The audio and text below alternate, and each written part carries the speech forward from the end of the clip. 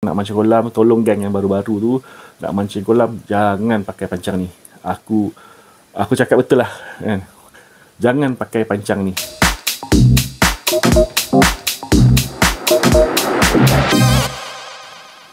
Hello gang, welcome back, selamat datang. Terima kasih sebab sudi singgah dekat channel Palik Uno Sinubis Kubis. Okay, terima kasih banyak support. Okay, pertamanya sorry lah aku pakai spek hari ni. Kat dalam indoor pun pakai spek, poyo kononnya kan. Ya, bukannya nak mengada-ngada, tapi sebenarnya rancang awalnya nak buat dekat luar, dekat berandanya, tapi ada pula jiran tengah renovation bising. So terpaksa lah buat dalam bilik belakang ni, bilik tamu, tapi pencahayaannya kurang. Terpaksa pasang ring light, dah pasang ring light, aku ni silau kan, aku pakai spek lah kan. Lepas tu ni sebab aku pakai mic, aku pakai topi ni senang sikit kan. Dia tangkap sikit suara, senang. Okay, kita hari ni kita nak share benda ni. Sebenarnya apa yang aku nak kongsi hari ni sebenarnya benda simple je kan. Tapi aku bayangkan waktu aku mula-mula mancing dululah, tak ada siapa mengajar kan. Jadinya aku fikir aku nak kongsi jugalah. Benda ni simple, aku nak cerita pasal pancang je hari ni. Pasal pancang tak adalah benda ni kritikal sangat. Mungkin lah bagi yang dah lama mancing tu, benda ni yalah, kita anggap benda ni tak ada apa kan. Tapi sekarang kita dah ada medium perkongsian YouTube ni, apa salahnya kita kongsi walaupun benda tu mungkin asas bagi kita, ataupun kita sama-sama ingat lah waktu kita mula-mula mancing dulu, ilmu yang mungkin bagi kita tu asas basic, tapi untuk orang lain mungkin ada yang tak tahu lagi, mungkin memerlukan. Jadinya kita cerita sikit lah apa tu pancang. Pancang ni sebenarnya macam nak cakap, dia satu gadget, satu peralatan yang digunakan untuk menahan rod, untuk memegang rod. Dia juga membantu untuk kita sebagai indikator nak tengok ikan lakukan getuan lah. Dia sama macam rod holder lah, tapi kita tak sentuh pasal rod holder untuk boating ke boat apa semua, tak. Kita just sentuh pada asas pancang yang biasa kita gunakan untuk mancing kolam, tebing, sungai, pantai, macam itulah kan. Okay, contoh yang aku tunjuk hari ni adalah pancang yang paling mudah dapat lah. Pancang ni ada pelbagai variasi, tapi kebanyakan dia jatuh pada kategori yang sama lah. Ada yang boleh lipat, ada yang boleh laras, ada yang stainless steel, ada yang macam-macam, ada yang beratus-ratus, ada berpuluh-puluh. Tapi untuk contoh, untuk aku tunjukkan ni, mudahnya aku tunjukkan contoh yang paling senang nak dapat lah dekat kedai-kedai pancing. Boleh kata pergi mana-mana kedai pancing, boleh dapat. Okay, so pancang yang pertama adalah pancang menegak. Ni pancang jadi menegak, boleh nampak ke? Okay, ni dia. Kenapa nama dia pancang menegak? Sebab dia tegak. Sebab dia menegak. Dia punya konsep adalah kita pacak pada tanah, pada bumi, okay, pada tanah lah, pada tanah, pantai ke semua, pasir, dan rodnya akan kita letakkan begini. Ni aku pakai teleskopik sebagai contoh ni, sebab tak ada panjang sangat. Tidak kena habis aku punya flash lingkang. Macam ni lebih kurang penggunaan ni. Kita secure dan macam ni lah kita tegakkan. Paling praktikal lah digunakan untuk pancingan pantai, surf cast, sungai, tasik dan pelbagai lah kan. Kolam pun ada juga yang pakai. Kolam ada juga mancing kolam, tapi untuk geng yang baru lah, saya nak bagi tahu lah, ini tak berapa sesuai. Untuk pancing kolam bukan tak boleh, boleh je. Kalau tak ada, ni dia ada, belasah je lah kan. Tapi bukan tak sesuainya apa, dia ada satu jenis pancang, ada satu lagi jenis pancang yang memberi impact lebih kalau kita pakai tu banding kita pakai ni. Yang ni ada agak mengganggu kita punya kebaran kalian untuk dapat ikan sebenarnya kalau kita gunakan di kolam. Kelebihan utama pancang jenis ni adalah ianya secure. Kalau kau dah masuk dalam tanah, dah cantik, dah kejap, dah kemas, masuk dalam tanah, tak bergerak, kau letak rod, insya-Allah susah nak terbang. Rod susah nak terbang dah. Macam mana pun dia akan melentur je, tapi dia tak akan dia melentur, dia bersiap boleh patah lagi dekat situ, dekat atas pancang. Kalau drag lah. Kalau tak pandai kalau salah set drag lah kan, tak adalah macam tu. Contoh lah, masa contoh dia memang kemas, dia punya pegangan dia kemas. Ini sebab ini yang simple. Ni yang simple. Kalau dah yang custom tu, yang stainless steel, yang tu dia bulky dan memang harganya pun boleh tahan lah. Kalau dah stainless steel tu beratus-ratus lah. Okey, yang kedua kita sentuh sikit-sikit je lah kan. Basic asas. Yang kedua adalah pancang legend. Tadang. Pancang jenis Y. Pancang jenis Y. Ini kalau dulu kecil-kecil ni kita tak ada nak beli-beli lah. Kita ambil pokok je. Mana tengok ada pokok-pokok dah kita potong dah dapat bentuk Y, kita pacak. Ataupun memang dah ada situ, kita letak je root. Fungsinya macam mana? Dia bukan memegang. Pancang Y ni dia bukan memegang, dia just sekadar menahan. Panjang sikit. Sebagai contoh lah. Okey. Pancangnya adalah menahan. Kita akan letak root. Itulah sudut mana kita suka, panjang, pendek semua. Okey, untuk menahan. Okey. Pancang ni sesuai untuk digunakan kalau kita nak mancing ikan-ikan yang tak kuat lah, ikan getuan kan, yang makan secara getuan, contoh tilapia ke lampam ke. Sesuai lah. Ini mudah lah. Kalau bagus dia satu advantage pancang ni, mudah nak nampak getuan. Walaupun getuan tu kecil, kita semudah nampak. Tetapi kelemahan pancang Y ni memang tak secure. Nak mancing kolam, tolong gang yang baru-baru tu, nak mancing kolam jangan pakai pancang ni. Aku cakap betul lah kan. Jangan pakai pancang ni. Okey. Aku nasihat lah, kalau nak pakai juga terpulang lah. Tapi sepanjang pengalaman aku mancing kolam lah, depan mata ada rasa 3-4 kali lah nampak rot terbang sebab pancang ni. Dia terlampau letak tinggi, terlampau letak tegak, memang akan terbang. Letak ujung pun dia boleh berpusing. Ujung ni boleh kata berpusing, terjatuh kan, ataupun dia ternaik lepas tu berpusing terbang. 4 kali, saya rasa 3 ke 4 kali. Rakan saya sendiri seorang dah cakap degil.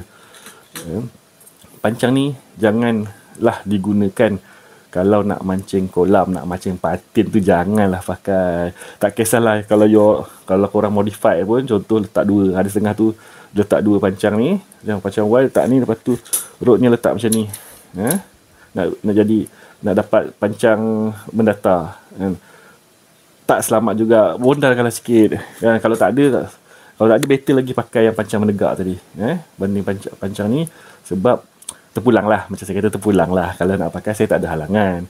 Siapa nak halang kan. Kalau kata boleh, yakin boleh tegak, lepas tu boleh letak secure line kan, cable line secure, terpulang lah kan. Tapi untuk setakat nasihat saya, pengalaman saya, elakkanlah. Ini memang untuk getuan sajalah, ikan-ikan kecil boleh. Tapi kalau aku lupa tadi aku cakap, pancang ni juga, pancang menegak ni sesuai untuk pantai, sungai. Tapi aku pernah juga nampak orang mancing kolam, kolam pancing, kolam bayar, pakai pancang ni. Bukan tak boleh, tak ada masalah. Dia tak ada yang salah, tak ada masalah. Cumanya dia ada satu jenis pancang lagi. Kalau kau pakai pancang ni, kau tak dapat satu advantage yang diberikan oleh satu lagi jenis pancang ni. Pancang tu adalah ni dia. Yang saya punya, yang kesayangan saya, nak tunjuk dah sebab dah buruk sangat. Dah lama dah.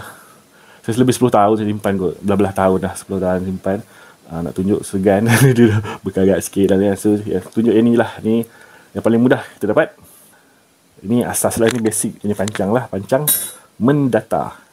Tadi menegak, ni mendatar. Simple. Mekanisme dia, seperti nama dia, mendatar. Kita letak macam ni je.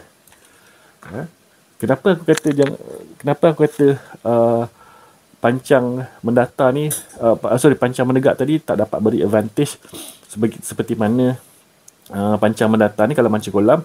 Sebabnya kalau korang perhati, nampak ni, design dia sendiri pun dah, sudutnya dah menurun. Dia memang macam ni. Dia sudutnya menurun sebabnya kita nak dapat bila ikan tu makan, ini masuk kolam, dengan sudut, dengan kalau kita betul sudutnya, kalau tak cukup kita kena sudutkan lagi, ikan akan sentapan tu akan terus diserap oleh drag. Contoh ikan makan, terus pada drag, dia tak ada sentapan tu diserap oleh rod.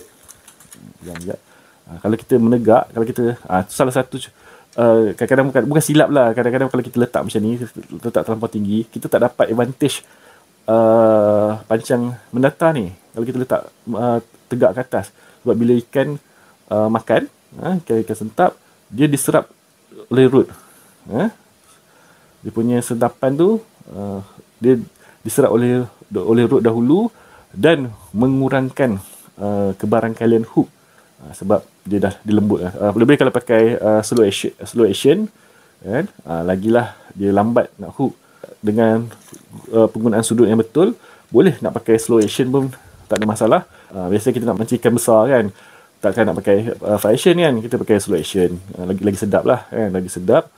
Kita pakai slow action, tapi bila kita pakai pancang ni, sentapan ikan tu terus kepada drag, so hook lebih, kebarangkalian hook tu lebih tinggi.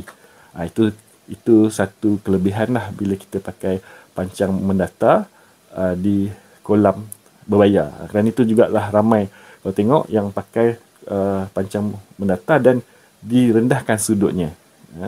Dan kalau takut kadang-kadang ada kolam terlampau dalam, jadi untuk dapat dia terus kepada drag tu, dia perlu sudut yang lebih tajam.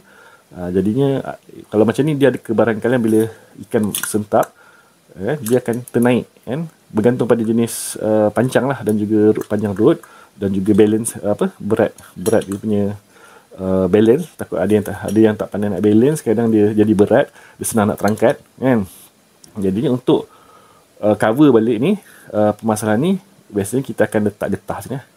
Getah gelang tu kita lilit sini.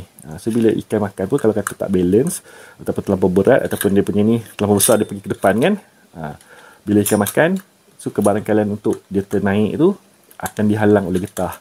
Dan getah ni mudah nak ditanggalkan secara manual lah. Tapi untuk dia tercabut sendiri tu agak payah lah. Saya dah cuba, memang dah diamalkan selalu pun, insyaAllah root anda akan selamat, insyaAllah. Janji tu tak lah kan, tapi insyaAllah kita cuba, kita usaha lah, mana kita tahu kan.